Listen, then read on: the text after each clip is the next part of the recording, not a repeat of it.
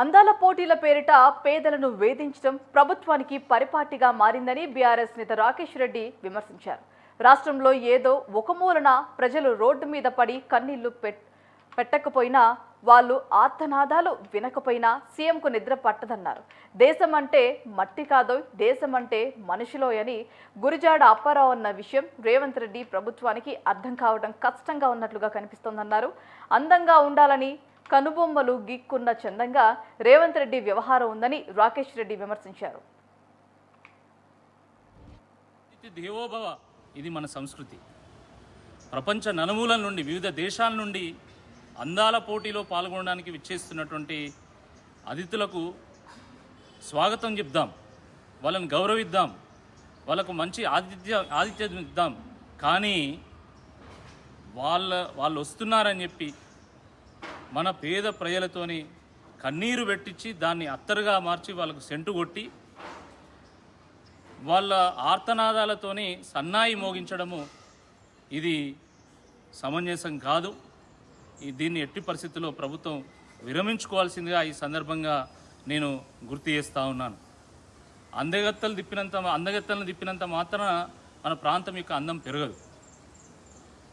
అందమైనటువంటి పరిపాలన చేసి ప్రజలు ఆనందంగా ఉండేటట్టు చేస్తే అప్పుడు మన ప్రాంతం యొక్క అందం పెరుగుతుంది అనేటువంటి వాస్తవాన్ని రేవంత్ రెడ్డి గారి ప్రభుత్వం గుర్తుపెట్టుకోవాలి.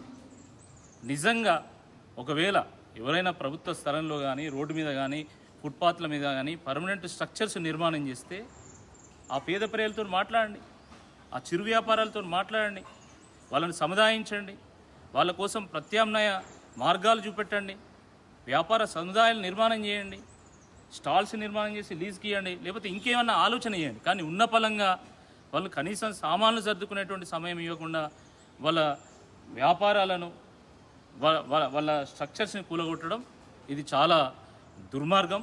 ఇది ప్రజాపాలన అనిపించుకోదని చెప్పి ఈ సందర్భంగా గుర్తు చేస్తున్నాను. ఎవరి మెప్పు కోసమో మన ప్రజలను ఏడ్పించడం ఏంది? ఇదేం ప్రజాపాలన? అసలు కనీసం ప్రజలతోనే మాట్లాడడం అనేటువంటి ముచ్చటే ఉండదా? ఇదేనా మీ సంస్కృతి? ఇదా ప్రభుత్వం చేయాల్సింది? ప్రభుత్వం అంటే బుల్డోజర్ వేసుకొని పోయి కూలగొట్టుడేనా? రేవంత్ రెడ్డి గారి ప్రభుత్వం వచ్చిన దగ్గర నుండి రాష్ట్రంలో ఎక్కడ చూసినా విధ్వంసమే, నలుమూలలో అదే జరుగుతున్నది కదా. ఈరోజు కట్టడాల కంటే కూల్చివేతలు ఎక్కువ ఉన్నాయి కదా.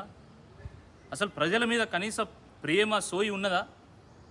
ఒకవైపు అకాల వర్షాలతోని మొత్తం రాష్ట్రంలో ఈరోజు పంటలన్నీ నష్టపోతున్నాం. మనం వడ్లు వనక తడిసి ముద్దవుతున్నాయి, రైతులు కన్నీరు పెడుతున్నారు. వాటిని పట్టించుకోకుండా 200 కోట్ల రూపాయలు పెట్టి మీరు అందాల పోటీలు పెడతారు. అందాల పోటీలు తర్వాత కూడా పెట్టుకోవచ్చు. ఇప్పటికిప్పుడు పెట్టాల్సినటువంటి అవసరం ఏముంది? కొంపలు మునిపోయేది ఏమున్నది? 4 రోజుల తర్వాత కూడా పెట్టుకోవచ్చు కదా. అందాల పోటీల మీద ఉన్నటువంటి సోయి మన ప్రజల ముఖం మీద ఆనందం, వాళ్ళు చిరునవ్వు ఊహించాలనే దాని మీద లేదు. ఇది చాలా దురదృష్టకరం.